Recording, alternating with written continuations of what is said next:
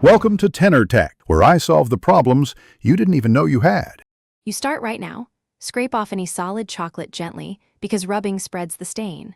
Then, blot from the outside toward the center with a clean cloth and cold water to lift surface oils.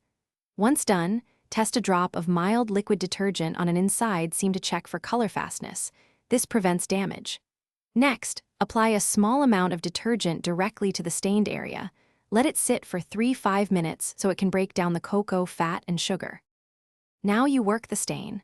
Using a soft bristled brush or your fingers, gently agitate the detergent into the fibers to loosen embedded chocolate.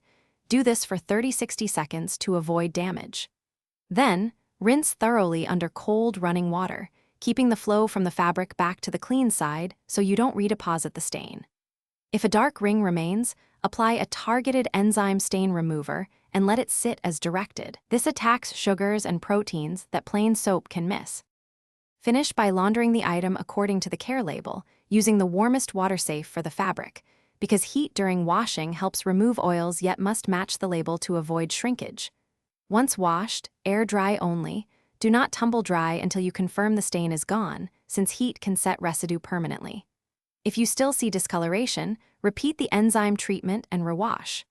One key troubleshooting tip: if color fades from the test spot, stop and consult a professional.